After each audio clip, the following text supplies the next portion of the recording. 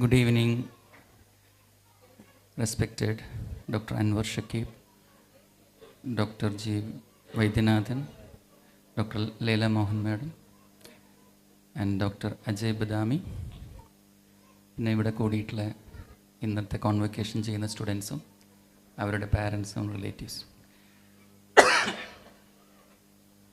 ഒരു കോൺവൊക്കേഷന് നേരത്തെ പറഞ്ഞ പോലെ കോൺവൊക്കേഷന് വരുന്നത് ഭയങ്കര ഇഷ്ടമുള്ള കാര്യമാണ്. കോൺവൊക്കേഷൻ മാത്രമല്ല, കുട്ടികളായിട്ട് ഇൻട്രാക്ട് ചെയ്യുന്ന എല്ലാ പ്രോഗ്രാംസിനും എത്ര തിരക്കുണ്ടെങ്കിലും വരാൻ നോക്കാറുണ്ട്. അതിൻ്റെ പ്രധാന കാരണം ഒരു അരമണിക്കൂർ കൊണ്ടോ ഒരു മണിക്കൂർ കൊണ്ടോ നമ്മളിതുവരെ അനുഭവിച്ച കാര്യങ്ങൾ പറഞ്ഞു കൊടുക്കുമ്പോൾ അടുത്ത ജനറേഷന് ആ സ്റ്റെപ്പിൽ നിന്ന് ഈസി ആയിട്ട് കുറച്ചും കൂടി ഫാസ്റ്റായിട്ട് ഗ്രോ ചെയ്യാൻ സാധിക്കും എന്നുള്ളതുകൊണ്ടും അങ്ങനെ ഗ്രോ ചെയ്യുമ്പോൾ അതിൻ്റെ അൾട്ടിമേറ്റ് ബെനിഫിറ്റ് നമ്മുടെ സൊസൈറ്റിക്കാണ് കിട്ടുന്നത്. അപ്പോൾ അതിൻ്റെ സോഷ്യൽ ഇമ്പാക്റ്റ് ഭയങ്കര നല്ലതാണ് എന്നുള്ളതും കൊണ്ടാണ് അങ്ങനെ വരുന്നത്. ഞാൻ പറയണം എന്ന് വിചാരിച്ച മിക്കവാറും എല്ലാ കാര്യങ്ങളും മാഡം പറഞ്ഞു കഴിഞ്ഞു. ഇനി ഇതിൻ്റെ കോൺവൊക്കേഷൻ ഉണ്ടെങ്കിൽ ഫസ്റ്റ് സ്പീക്കറായിട്ട് വാങ്ങിക്കണം എന്നുള്ളത് മനസ്സിലായി. ഇത്ര എക്സ്റ്റെൻസീവായിട്ട് എല്ലാ ആസ്പെക്റ്റും മാഡം പറഞ്ഞിട്ടുണ്ട്. എന്നിരുന്നാലും ഒരു പേഴ്സണൽ ടച്ച് ഉണ്ടാവും ഓരോ എല്ലാ കാര്യത്തിനും. അപ്പോൾ എനിക്ക് എൻ്റെതായ ഒന്ന് രണ്ട് കാര്യങ്ങൾ ഇത് ജസ്റ്റ് സൂചിപ്പിക്കുന്നു. ഒന്നാമത്തത്, നിങ്ങൾക്കൊരു പ്രസംഗം എടുക്കാൻ വന്നതല്ല, ഞാനൊരു ക്ലാസ് എടുക്കാൻ വന്നതെന്ന് കൂട്ടിയാണ്. അതിൻ്റെ ഒരു പ്രത്യേകത എന്ന് വെച്ചാൽ രണ്ടിനും തമ്മിൽ വ്യത്യാസം. പ്രസംഗിക്കുമ്പോൾ ഒരാൾക്ക് ഇങ്ങനെ ഒരു സൈഡിൽ നിന്ന് ഇങ്ങനെ പറയാനേ പറ്റുള്ളൂ, വേറെ ആൾക്ക് ചോദിക്കാൻ പറ്റില്ല. ഞാൻ ഈ തീർക്കണതിൻ്റെ ഇടയിൽ നിങ്ങൾക്ക് എന്തെങ്കിലും ചോദിക്കണമെന്ന് നിങ്ങൾക്ക് ചോദിക്കാം. You are free to do that. റെയറായിട്ട് നിങ്ങൾക്കൊരു വേണ്ടിയിട്ട് ടൈം സ്പെൻഡ് ചെയ്താണ്, ഒ പി ക്യാൻസൽ ചെയ്താണ്, പ്രൊസീജിയേഴ്സ് ക്യാൻസൽ ചെയ്താണ്. So this is your time. ഏറ്റവും പ്രധാനമായിട്ട് എനിക്ക് നിങ്ങളുടെ അടുത്തൊരു ക്വസ്റ്റ്യൻ ചോദിക്കാം. നമ്മളെ നാട്ടിൽ അതുപോലെ നമ്മളുടെ ലോകത്ത് മൊത്തത്തിൽ നോക്കുമ്പോൾ ഏറ്റവും സക്സസ്ഫുൾ ആയിട്ടുള്ള ആളുകൾ ഏറ്റവും നോളജബിൾ ആയിട്ടുള്ള ഏറ്റവും ഡിഗ്രി ഉള്ള ആൾക്കാരാണോ? ആണോ? അല്ലല്ലോ. അതിൻ്റെ അർത്ഥം എന്താ? നിങ്ങൾ ഇവിടുന്ന് ഇപ്പം അക്വയർ ചെയ്തത് ഒരു ബേസ് ലൈൻ മാത്രമാണ്. Knowledge is a base line. അതില്ലാണ്ട് പറ്റില്ല. നമുക്ക് പറഞ്ഞാൽ തിരിയാത്ത ആൾക്കാരോട് പിന്നെ എന്തു പറയാനാ? അത്രേ എത്തിയിട്ടുള്ളൂ എന്ന് നിങ്ങൾ മനസ്സിലാക്കണം. എൻ്റെ ഏറ്റവും വലിയ ടെൻഷൻ എന്താണെന്നറിയോ? നിങ്ങളുടെ ഒരു 90% ആൾക്കാർക്കും ജോലി ഓൾറെഡി കിട്ടിപ്പോയി എന്നുള്ളതാണ് എൻ്റെ ടെൻഷൻ. ഇനി ഒരു സാധനം പഠിക്കില്ല, ഒരു സാധനം അപ്ഡേറ്റ് ചെയ്യില്ല. ജോലി കിട്ടിയില്ലായിരുന്നുവെങ്കിൽ കുറച്ചും കൂടി ഉഷാറായിട്ട് പഠിച്ചേനെ.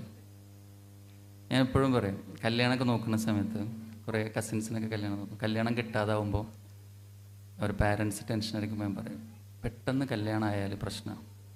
കാരണം കല്യാണം ഒരു ചെക്കനെ നോക്കാനോ ഒരു പെണ്ണിനെ നോക്കാനോ തുടങ്ങുമ്പോൾ ഏറ്റവും 6 അടി ഹൈറ്റും സുന്ദരനും സുമുഖനും സുശീലനുമായ ഒരാളെ തപ്പിക്കൊണ്ടിരിക്കും.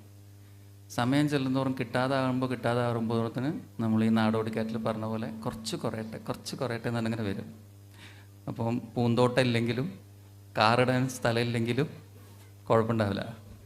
പിന്നെ ഒരു കൊല്ലൊക്കെ കഷ്ടപ്പെട്ടിട്ട് ഒരാളെ കിട്ടിക്കഴിയുമ്പോൾ ഒരു ഭയഭക്തി ബഹുമാനമൊക്കെ കുറച്ചൊക്കെ ഉണ്ടാവും.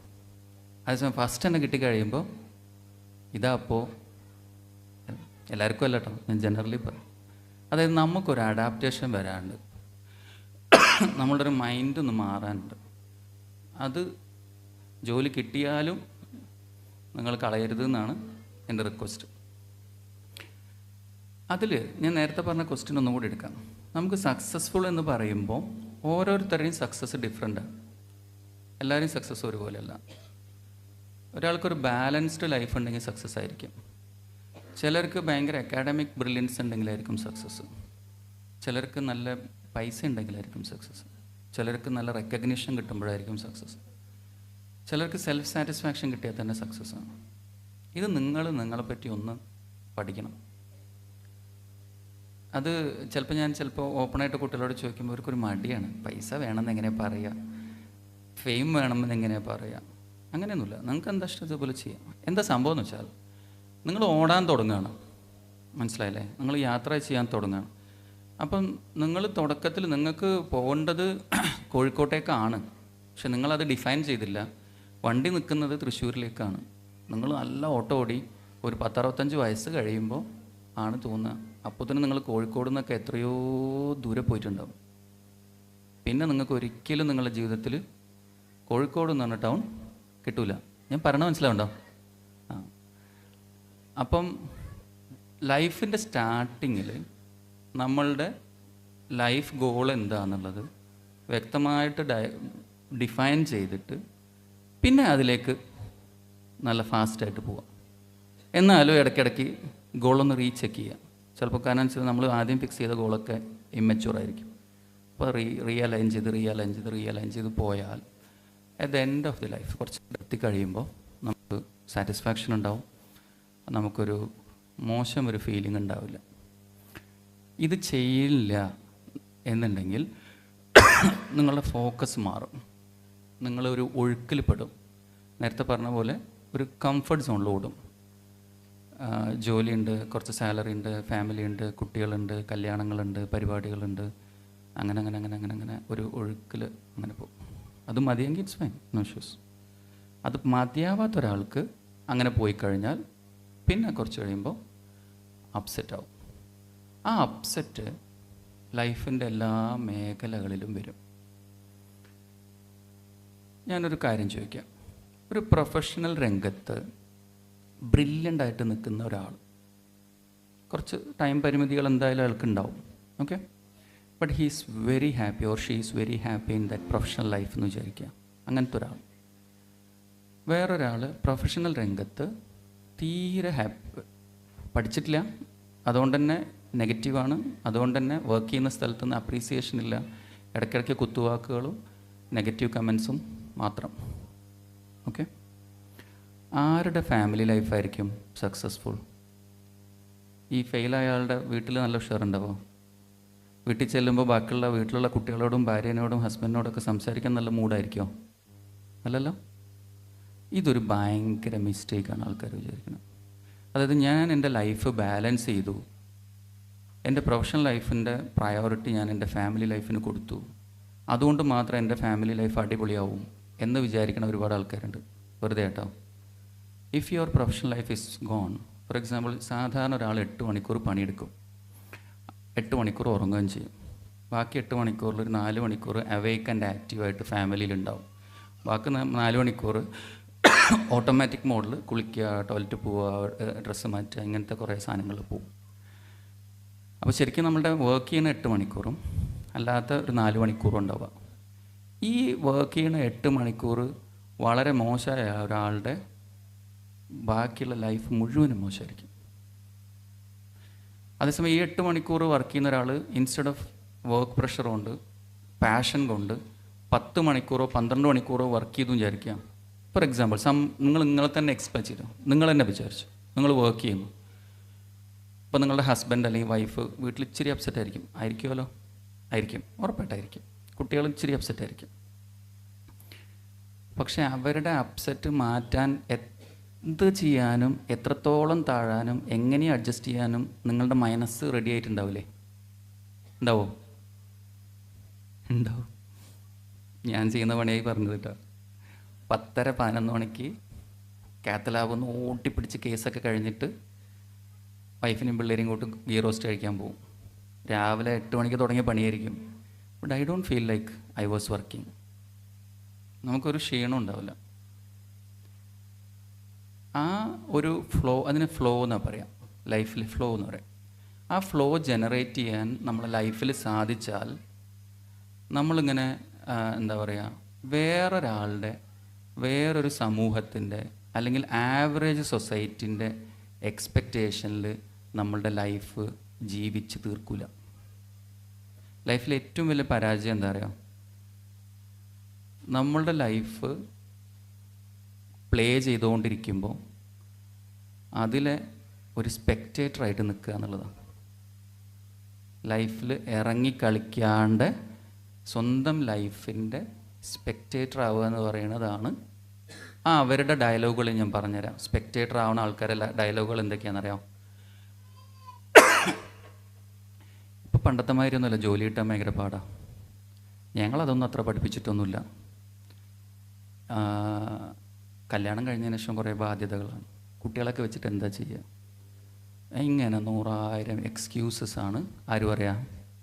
സ്പെക്ടേറ്റർ പറയാം. അതേസമയം ആക്റ്റീവ് പ്ലെയർ എങ്ങനെയാണ് പറയുക അറിയാം?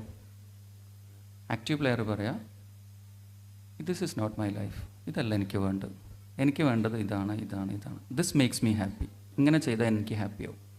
എനിക്ക് ഹാപ്പി ആവുന്ന കാര്യം നിങ്ങൾക്ക് ഹാപ്പി ആവില്ല, നിങ്ങളൊരാൾക്ക് ഹാപ്പി ആവുന്ന കാര്യം വേറെ ആൾക്ക് ഹാപ്പി ആവില്ല.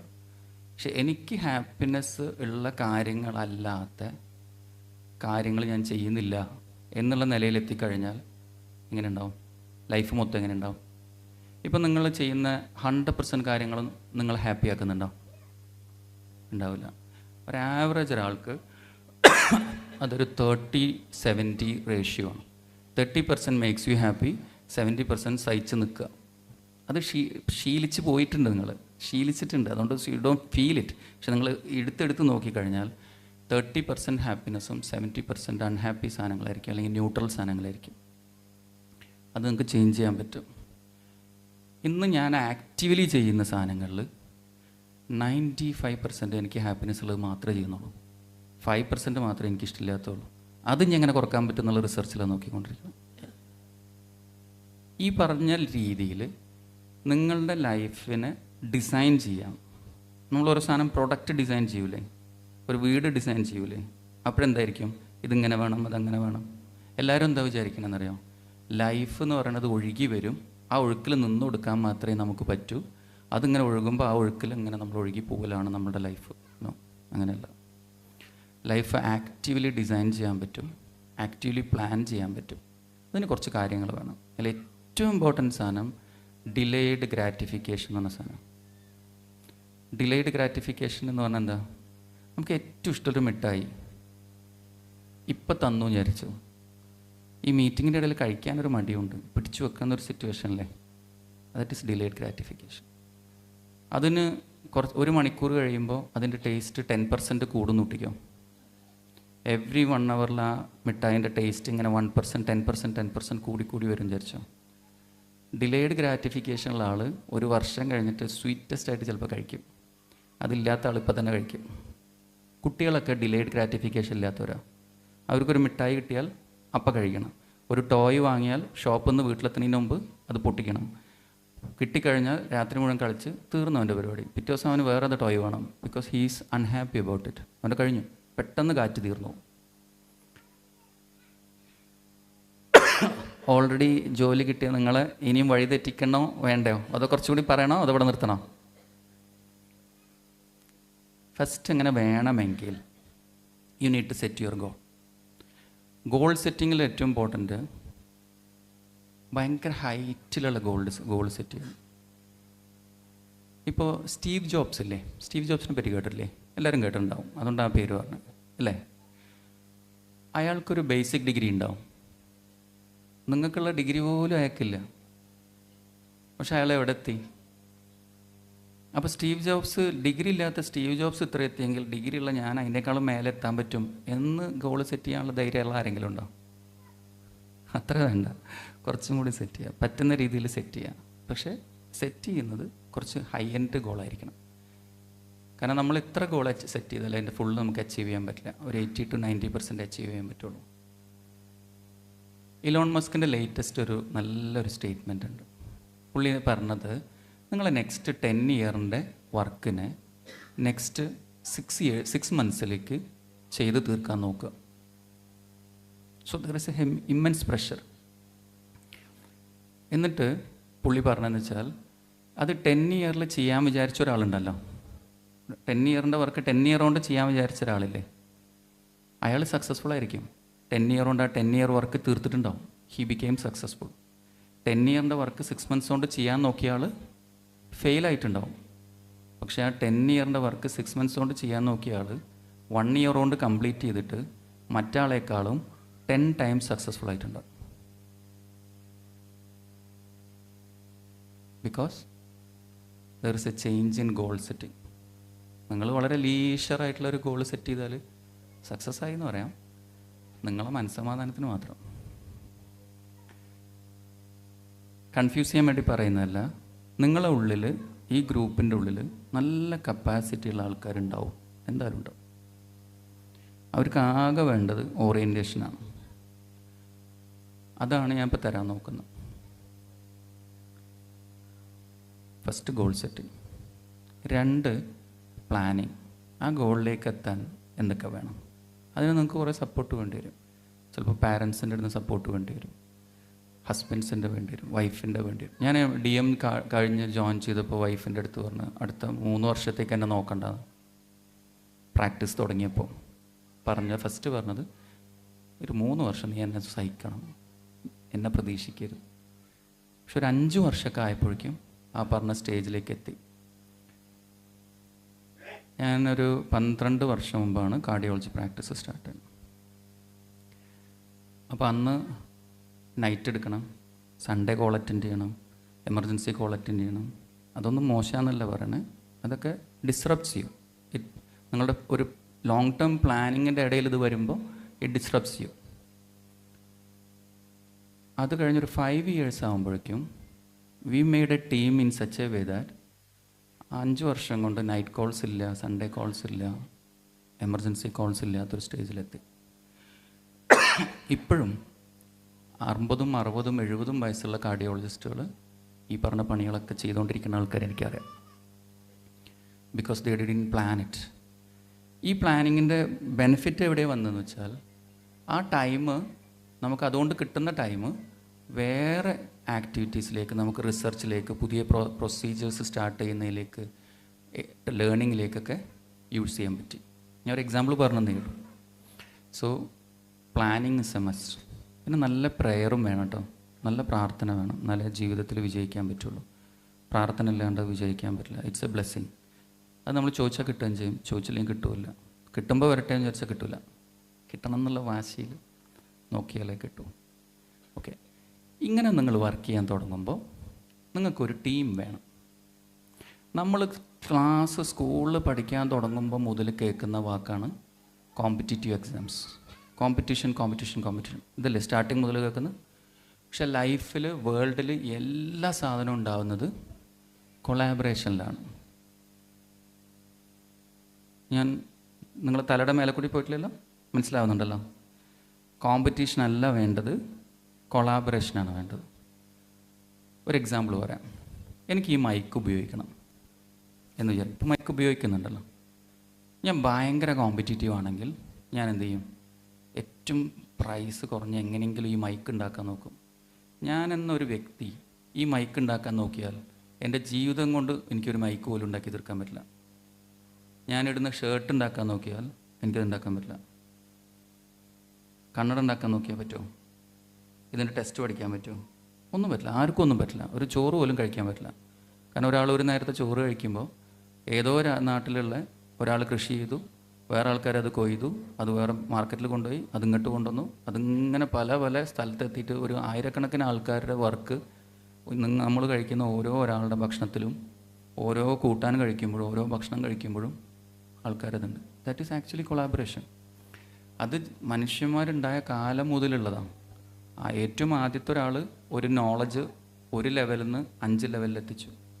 ആ 5ാമത്തെ ലെവലിൽ നിന്ന് കുറച്ച് പേര് അത് 10ാമത്തെ ലെവലിലേക്ക് എത്തിച്ചു. 10ാമത്തെ ലെവലിൽ നിന്ന് 15 എത്തിച്ചു, 100 എത്തിച്ചു, 1000 എത്തിച്ചു. അങ്ങനെയാണ് നമ്മളിപ്പോൾ ഈ ലെവൽ ഓഫ് നോളജിലേക്ക് എത്തിയത്. ആദ്യം മുതൽ നമ്മൾ ചക്രം കണ്ടുപിടിക്കാൻ നിൽക്കുന്നുണ്ടോ? ഇപ്പോൾ ഇല്ലല്ലോ. നമ്മൾ പുതിയതൊന്നും ഇൻവെൻറ്റ് ചെയ്യുന്നില്ല. വാട്ട് എവർ ഇസ് ദേർ അത് അവിടെ കിട്ടി. അതിൻ്റെ അപ്പുറത്തേക്കുള്ള നോളജ്. ഞങ്ങൾ MBBS പഠിച്ച കാലഘട്ടത്തിൽ അന്നത്തെ നോളജ്, അത് കഴിഞ്ഞ് നമ്മൾ പിന്നെ പഠിച്ച് വന്നു. ഇപ്പോഴത്തെ നോളജ്, ഇനി നോളജ് ക്രിയേറ്റ് ചെയ്യുമ്പോൾ നമ്മൾ അടുത്ത ജനറേഷൻ അത് കൊടുക്കുന്നു. ഇപ്പോൾ നോളജ് എക്സ്പ്ലോഡ് ചെയ്തുകൊണ്ടിരിക്കും. ഇതെന്തുകൊണ്ടാണെന്ന് വെച്ചാൽ കൊളാബറേഷൻ കൊണ്ടാണ്. ഇപ്പോൾ ലോകം മൊത്തം നടക്കുന്നത് കൊളാബറേഷനിലാണ്. പക്ഷേ എന്തുകൊണ്ടോ ചെറുപ്പം മുതൽ തന്നെ നമ്മളുടെ മനസ്സിൽ കോമ്പറ്റീഷനാണ് ഏറ്റവും സക്സസ്സിനുള്ള വഴിയെന്ന് പഠിപ്പിച്ചു വെച്ചിട്ടുണ്ട്. നിങ്ങൾ മാറ്റണം. ഇത് രണ്ടും മൈൻഡ് സെറ്റ് ഡിഫറെൻ്റാണ്. കോമ്പറ്റീറ്റീവ് മൈൻഡ് സെറ്റ് എന്ന് പറഞ്ഞാൽ നിങ്ങൾ വിചാരിക്കണം, എനിക്കാണോ കൂടുതൽ കിട്ടിയത്, എൻ്റെ കൂടെ വർക്ക് ചെയ്യുന്ന ആൾക്കാണോ കൂടുതൽ കിട്ടിയത്. That is what is competitive mind set. അതായത് കമ്പാരിസനാണ് മറ്റാളോട്.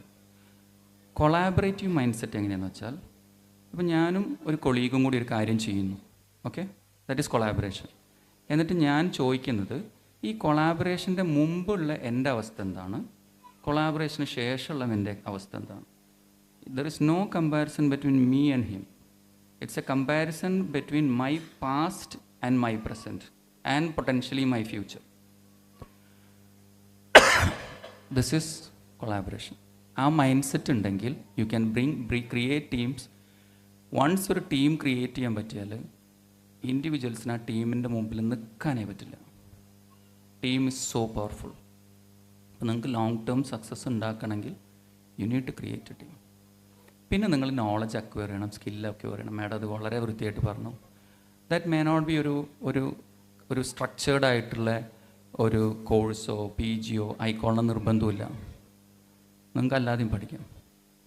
ഇതിൽ നോട്ട്ബുക്ക് LLM എന്ന് കേൾക്കാത്ത ആരെങ്കിലും ഉണ്ടോ? ഞാൻ I'm talking about these students.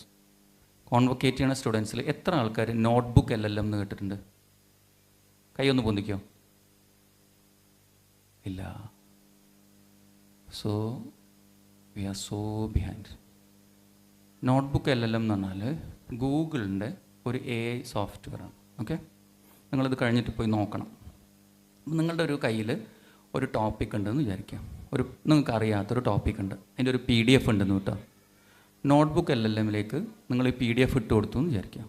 Okay, എന്നിട്ട് നിങ്ങൾ അതിലൊരു സ്റ്റുഡിയോയിൽ പോയിട്ട് നിങ്ങൾ പോഡ്കാസ്റ്റ് അമർത്തിയാൽ 2 ആൾക്കാർ ഈ ടോപ്പിക്കിനെ കുറിച്ച് ചർച്ച ചെയ്യും. നീ കേട്ടോ, ഇങ്ങനൊരു സംഭവം ഉണ്ട്, പുതിയൊരു ടെക്നിക്ക് വന്നിട്ടുണ്ട്, അങ്ങനെയാണ് ഇങ്ങനെയാണെന്നൊക്കെ പറഞ്ഞാൽ അവർ ചർച്ച ചെയ്യും. ആ ഡിസ്കഷൻ്റെ ഇടയിൽ നിങ്ങൾക്കൊരു ഡൗട്ട് ഉണ്ട് ആ ടോപ്പിക്കിനെ കുറിച്ചെന്ന് വിചാരിക്കാം. യു ക്യാൻ ഫോൺ ഇൻ ആ ഡിസ്കഷൻ്റെ ഇടയിലേക്ക്. എന്നിട്ട് ചോദിക്കാം അതെന്താണെന്ന് ചോദിച്ചാൽ ആ സോഫ്റ്റ്വെയർ പറഞ്ഞു തരും ഇത് വാട്ട് ഇറ്റ് ഈസ് എന്ന്. അതായത് നമുക്ക് ഒരു വസ്തു അറിയാത്ത ഒരു ടോപ്പിക്കും നമുക്ക് പഠിക്കാൻ ഇന്ന് എക്യുപ്മെൻറ്റ്സ് ഉണ്ട്, സോഫ്റ്റ്വെയർസ് ഉണ്ട്. നമ്മളതിനെ പഠിച്ചിട്ടില്ലെങ്കിൽ, ഇപ്പം ഞാൻ ഈ വെക്കുന്ന ഈ ലെൻസിന് ഒരു പവർ ഉണ്ടല്ലോ അല്ലേ? എൻ്റെ കണ്ണിൻ്റെ പവർ മാറുന്നതിനനുസരിച്ച് ഈ പവർ മാറ്റാൻ പറ്റുന്ന കണ്ണട അധികം വിദൂരമല്ല. ഒറ്റ കണ്ണട ഒറ്റ പ്രാവശ്യം വെക്കുള്ളൂ, ലൈഫ് ലോങ് അതായിരിക്കും. കുറച്ച് ആൾക്കാരെ ജോലി പോവില്ലേ? പോവോ? പേടിപ്പിക്കാൻ പറഞ്ഞല്ല, യൂണിറ്റ് ഇല്ല. മാഡം പറഞ്ഞ പോലെ ഒരു കണ്ണ് ജസ്റ്റ് ഒന്ന് സ്കാൻ ചെയ്യുമ്പോൾ തന്നെ പോസ്റ്റ് ഇതിൽ നോക്കിയിട്ട് ഇയാൾക്ക് ഡയബറ്റീസ് ഉണ്ടോ, ഹാർട്ട് അറ്റാക്ക് വരാനുള്ള സാധ്യത ഉണ്ടോ, ഹൈപ്പർ ടെൻഷൻ ഉണ്ടോ, ഇയാളുടെ വാസ്കുലർ ഏജ് എത്രയാണ്, അതേപോലെ ആൻറ്റീരിയർ സെഗ്മെൻറ്റിൽ എത്രത്തോളം പ്രശ്നങ്ങളുണ്ട്, കോർണിയ എങ്ങനെയാണ്, അത് കംപ്ലീറ്റ് അലക്കി കഴിച്ച് കുടിച്ച് പറഞ്ഞു തരും. അപ്പോൾ എല്ലാവരും ചോദിക്കും AI കൊണ്ട് ജോലി പോവോ? AI പോകാൻ പോണത് AI കുറിച്ച് ഒന്നും അറിയാത്ത ആൾക്കാരെ ജോലി പോകും. AI ഉപയോഗിക്കാൻ അറിയുന്ന ആൾക്കാരുടെ ജോലി പോവില്ല. ഞാൻ ശരിക്ക് MBBS കഴിഞ്ഞത് 28 കൊല്ലം മുമ്പാണ്. ഇതുപോലെ ഞാൻ ഗ്രാജുവേറ്റ് ചെയ്തത്. അപ്പം I should call myself an old guy compared to you, and you people should be Gen Z. എന്നിട്ട് നിങ്ങൾ ഈ LLM ഒന്ന് നിങ്ങൾക്ക് ഞങ്ങൾ പറഞ്ഞുതരാമെന്നാണ് ഒരു അവസ്ഥ എന്ന് ആലോചിച്ച് നോക്കിയേ. തിരിച്ച് പറഞ്ഞു തരണ്ടേ അല്ലേ സാറേ? വേറൊരു സാധനമുണ്ട്, LLM അല്ലാത്ത വേറൊരു സാധനം ഉണ്ടെന്ന് പറഞ്ഞു തരേണ്ടതല്ലേ? നിങ്ങൾ ആരെങ്കിലും മലയാളത്തിൽ AI ആയിട്ട് സംസാരിക്കാറുണ്ടോ? ഇല്ല? ഉണ്ട്? കൈ ഒന്നിച്ച് ആരാ സംസാരിക്കണം മലയാളത്തിൽ? യെസ്, 1. ഏത് ഇതിനായിട്ടാണ് സംസാരിക്കണേ?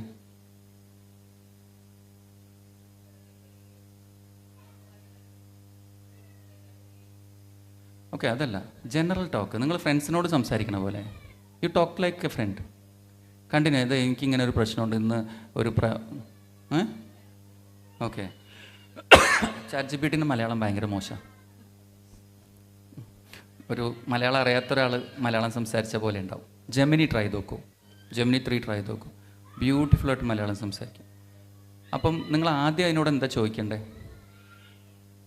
ജെമിനി ഈ AI വന്നതുകൊണ്ട് ഓപ്റ്റോമെട്രി കോഴ്സും അതേപോലെ ഡയാലിസിസ് ടെക്നീഷ്യൻ കോഴ്സും കഴിഞ്ഞ ഞങ്ങളുടെയൊക്കെ ജോലി പോകാൻ സാധ്യത ഉണ്ടെന്ന് പറയുന്നു. അത് വരാതിരിക്കാൻ ഞങ്ങൾ എന്ത് ചെയ്യണം? ചോദിച്ചു നോക്കിയോ? അത് പറഞ്ഞുതരും. 10-25 കാര്യങ്ങൾ പറഞ്ഞുതരും. AI പറഞ്ഞുതരും AI കൊണ്ട് ജോലി അങ്ങനെ കളയണ്ടെന്ന്. ഞാൻ നിങ്ങളെ അപ്ഗ്രേഡ് ചെയ്യാൻ വേണ്ടി പറഞ്ഞിരുന്നതാണ്. എല്ലാ ദിവസവും AI ഞാൻ US കോൺഫറൻസിന് പോയപ്പോൾ, ലാസ്റ്റ് കോൺഫറൻസ് ഇവിടെയൊക്കെ നമ്മൾ സിൽക്സിൻ്റെയും അതേപോലെ എന്താ പറയുക ജ്വല്ലറി ഷോപ്പിൻ്റെയൊക്കെ ഹോർഡിങ്സ് കാണുന്നില്ലേ? അവിടെ കാണുന്നത് famous.ai അല്ലെങ്കിൽ Google LLM, Gemini 3 this one, ChatGPT 5.2. ഈ ഹോർഡിങ്സ് മാത്രമേ ഉള്ളൂ സാൻ ഫ്രാൻസിസ്കോയിൽ. അല്ലാതെ സീനത്ത് സിൽക്ക്, അതേപോലെ മറ്റേ കല്യാൺ സിൽക്സ്, കുറേ ജ്വല്ലറി. എന്തുകൊണ്ടാണ്? അത് ജ്വല്ലറിക്കാരെ കുഴപ്പം കൊണ്ടാ? അല്ല, ജനങ്ങൾക്ക് എന്താണോ ആവശ്യം അത് അവരെ ഹോർഡിങ്സിൽ വെച്ചു. നമ്മളെ ജനങ്ങൾക്ക് എന്താ ആവശ്യം? സിൽക്സ്, അതേപോലെ ജ്വല്ലറി. അവിടുത്തെ ജനങ്ങൾക്ക് എന്താ ആവശ്യം? AI.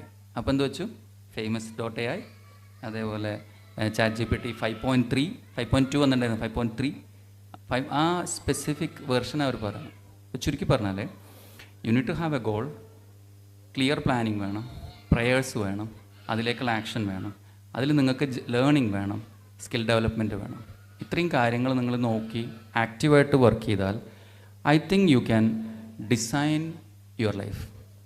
And once life design ചെയ്ത് കഴിഞ്ഞാൽ you will be happy everywhere. ചെല്ലുന്നിടത്തൊക്കെ ഹാപ്പി ആയിരിക്കും, ചെയ്യുന്നതൊക്കെ ഹാപ്പി ആയിരിക്കും. ഇപ്പം ഞാൻ എന്തുകൊണ്ട് ഇവിടെ വന്നു എന്ന് ഞാൻ പറഞ്ഞില്ലേ? എന്തുകൊണ്ട്?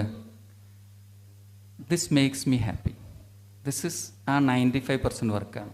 നിങ്ങളോട് സംസാരിക്കുക, നിങ്ങളെ മോട്ടിവേറ്റ് ചെയ്യുക, നിങ്ങൾക്ക് നോളജ് ഷെയർ ചെയ്യുക. That makes me happy. അത് കമ്പാരിറ്റീവാണ്. ഈ സമയം എനിക്കൊരു പ്രൊസീജിയർ ചെയ്യണതാണോ ഹാപ്പിനെസ്? അല്ല, ഇതാണ് ഹാപ്പിനെസ്. ഇനി വേറെ ഒന്നും ചെയ്യാനില്ല, വെറുതെ ഫോൺ കുത്തിയിരിക്കണതാണോ ഇഷ്ടം? പ്രൊസീജിയർ ചെയ്യണതാണോ ഇഷ്ടം? പ്രൊസീജിയർ ചെയ്യുന്ന ഇഷ്ടം. മനസ്സിലായില്ലേ? കമ്പാരിറ്റീവ് ഹാപ്പിനെസ്സാണ് പറഞ്ഞത്. ഇനിയും ഒരുപാട് പ്രൊസീജിയേഴ്സ് ഉള്ളതുകൊണ്ട് ഞാൻ അധികം നീട്ടുന്നില്ല. ആൻഡ് ഇഫ് അറ്റ് ഓൾ നിങ്ങൾക്ക് ഓറിയൻറ്റേഷൻസ് ഉണ്ടാക്കാൻ ഒരുപാട് സോഴ്സസ് ഉണ്ടെന്ന്, ആൻഡ് യൂട്ടിലൈസ് ഈ സോഴ്സുകളൊക്കെ യൂസ് ചെയ്യുക. AI അറിയാണ്ട് ഇന്ന് ജീവിക്കാൻ പറ്റില്ല. ഉറപ്പായിട്ട് പറഞ്ഞാലും AI അറിയാണ്ട് ജീവിക്കാൻ പറ്റില്ല. അത് ഒരു ഓപ്ഷനല്ല, it's a must. Transition, AI എന്നുള്ള ട്രാൻസിഷൻ ഞാൻ അതിനെ കൃത്യമായിട്ട് ഫോളോ ചെയ്യുന്നുണ്ട്. ലാസ്റ്റ് 6 monthsലുള്ള AIൻ്റെ ഡെവലപ്മെൻറ്റ് അതിൻ്റെ മുമ്പുള്ള 6 monthsനേക്കാളും 100 times മാറിയിട്ടുണ്ട്. ഇപ്പോൾ എത്രത്തോളം എന്ന് വെച്ചാൽ ഡെയിലി AIയിൽ എന്ത് വരുന്നു നോക്കിയിട്ട് എനിക്ക് ഫോളോ ചെയ്യാൻ പറ്റുന്നില്ല. അപ്പോൾ AI ഒരിക്കലും നോക്കാത്തൊരാൾ എന്തായിരിക്കും പറഞ്ഞ് മനസ്സിലാവുണ്ടോ? ഇപ്പം ഇത് AIക്ക് എന്തൊക്കെ ചെയ്യാൻ പറ്റുമെന്ന് ഞാൻ ഇവിടെ വന്നിട്ട് AIനെ പറ്റിയിട്ട് ക്ലാസ് എടുക്കാൻ ഉദ്ദേശിക്കുന്നില്ല. പക്ഷേ AI പഠിക്കാണ്ട് നിങ്ങൾക്ക് മുന്നോട്ട് പോകാൻ പറ്റില്ല. രണ്ടാമത്തെ കാര്യം, ഒരു കാര്യം കൂടി പറഞ്ഞിട്ട് ഞാൻ നിർത്തുകയാണ്. അതായത് നിങ്ങൾക്കൊക്കെ ജോലി കിട്ടിയെന്ന് പറഞ്ഞല്ലോ, നിങ്ങൾ ആ ജോലിയിൽ കണ്ടിന്യൂ ചെയ്യുകയാണെന്ന് കൂട്ടിക്കോളും. ആൻഡ് നിങ്ങൾക്ക് ഇപ്പോൾ ഇനീഷ്യലി കിട്ടിയ സാലറിയിൽ most of the people will be happy. അതുകൊണ്ടാണല്ലോ ജോയിൻ ചെയ്തത്, അല്ലേ? അത് എത്ര ദിവസം നിൽക്കും നിങ്ങളുടെ ഹാപ്പിനെസ്? 1 വർഷം അങ്ങനെ തന്നെ നിന്നാൽ നിൽക്കോ? 2 വർഷം, 3 വർഷം, 4 വർഷം, 5 വർഷം, 10 വർഷം? 10 വർഷം കഴിഞ്ഞ് ഇതേ ലെവലിൽ നിന്നാൽ യു വിൽ ബി ഹാപ്പി? ആവില്ല. 10 വർഷം കഴിഞ്ഞ് ഓട്ടോമാറ്റിക് അപ്ഗ്രേഡ് ഇങ്ങനെ കിട്ടുമോ? അതും കിട്ടില്ല. അപ്പോൾ എന്ത് വേണം? അപ്ഗ്രേഡ് ചെയ്യണം. മാഡം നേരത്തെ പറഞ്ഞ പോലെ നമ്മൾ സ്വയം പഠിച്ച് അപ്ഗ്രേഡ് ചെയ്യണം. അതിൽ ഒരൊറ്റ കാര്യം പറയണം, അത് ഏറ്റവും ഇമ്പോർട്ടൻ്റ് ആയിട്ടാണ്. നിങ്ങൾ ഒപ്റ്റോമെട്രി പഠിച്ചു, നിങ്ങൾ ഡയാലിസിസ് ടെക്നീഷ്യൻ കോഴ്സ് പഠിച്ചു വെച്ചിട്ട് നിങ്ങളുടെ ലൈഫ് ഈ പെട്ടിക്കൂട്ടിൻ്റെ ഉള്ളിൽ നിർത്തണം എന്നില്ല കേട്ടോ. Got my point? നിങ്ങൾ ഇത് പഠിച്ചു എന്നുള്ളത് it's not your limitation, it's your basic qualification. അവിടെ നിന്ന് ഇനിയിപ്പോൾ നിങ്ങൾ വിചാരിക്കുകയാണ് എനിക്കൊരു അത്യാവശ്യം മെഡിക്കൽ സയൻസ് എന്താണെന്ന് മനസ്സിലായി, ഞാൻ മെഡിക്കൽ സയൻസിലെ AI ആപ്ലിക്കേഷൻ എങ്ങനെയാണ് ചെയ്യാൻ പറ്റുന്നതെന്ന് പഠിക്കാൻ പോവാണ്, അല്ലെങ്കിൽ കാർഡിയാക് റീനൽ ലെവലിൽ ടെക്നീഷ്യനായിട്ട് വർക്ക് ചെയ്യുന്നതിന് പകരം കിഡ്നി ഡിസീസ് പ്രിവെൻറ്റ് ചെയ്യുന്ന ഒരു വർക്കിലേക്കോ പ്രൊജക്റ്റിലേക്കോ പോവുകയാണ്, അല്ലെങ്കിൽ നേരത്തെ മാഡം പറഞ്ഞ പോലെ ബ്ലൈൻഡ്നെസ് പ്രിവെൻഷനിലേക്ക് പോവുകയാണ്, അതല്ലെങ്കിൽ അങ്ങനെ എന്തൊക്കെ റിലേറ്റഡ് ഫീൽഡോ അൺറിലേറ്റഡ് ഫീൽഡ് ഉണ്ടോ അതിലൊക്കെ പോവാം. ഇന്നിപ്പോൾ ഞാൻ നിങ്ങളുടെ അടുത്ത് പറഞ്ഞപ്പോൾ ഞാൻ എന്തെങ്കിലും കാർഡിയോളജി പറഞ്ഞില്ലല്ലോ? ദാറ്റ് നോളജ് ഈസ് കോൾഡ്, ആ ക്യാരക്ടറിനാണ് പറയുക ജനറലിസ്റ്റ് എന്ന് പറയും. കാർഡിയോളജി മാത്രം പറയുന്നതിന് എന്താ പറയുക? സ്പെഷ്യലിസ്റ്റ് എന്ന് പറയും. So you need to be a generalist to be successful. നേരത്തെ ഞാൻ ഫസ്റ്റ് ഒരു ക്വസ്റ്റ്യൻ ചോദിച്ചു, നോളജ് വെച്ചിട്ടാണോ സക്സസ്? കുറച്ചാണ്. ആ നോളജിൻ്റെ പ്രത്യേകത ഒരു സ്പെസിഫിക് നോളജ് അല്ല, ജനറലിസ്റ്റ് നോളജ്. അത് നിങ്ങൾ പല സ്ഥലത്തും ഇനി കേൾക്കും. It is a generalist. So you need to be a generalist to become successful. ബാക്കിയുള്ള ഫീൽഡിൽ എന്തൊക്കെയാണ് നടക്കണമെന്നുള്ളതിനെക്കുറിച്ച് നല്ല ധാരണ വേണം. ഇതൊക്കെ നിങ്ങൾ ചെയ്യുക. And congratulations. നിങ്ങൾ ഡെസ്പാക്കാൻ പറഞ്ഞതല്ല, നിങ്ങൾ 4 കൊല്ലം പഠിച്ചിട്ടുണ്ട്. പക്ഷെ ഞാൻ ഒരു കാര്യം ചോദിക്കട്ടെ, ഈ 4 കൊല്ലം കഷ്ടപ്പെട്ട് ബുദ്ധിമുട്ടി വിയർത്തൊലിച്ച് പാസ്സായതൊന്നുമല്ലല്ലോ. നിങ്ങളെ കപ്പാസിറ്റിൻ്റെ ഒരു 25-30% ഉപയോഗിച്ചിട്ടുള്ളൂ അല്ലേ? ആ ബാക്കി 75 വേസ്റ്റ് ആക്കണ്ടല്ലോ. വേണ്ടെങ്കിൽ ഈ പറഞ്ഞ പണിയൊക്കെ ചെയ്തു. Okay, all the best. Thank you, sir, for your inspiring. Thank you, sir, for inspiring our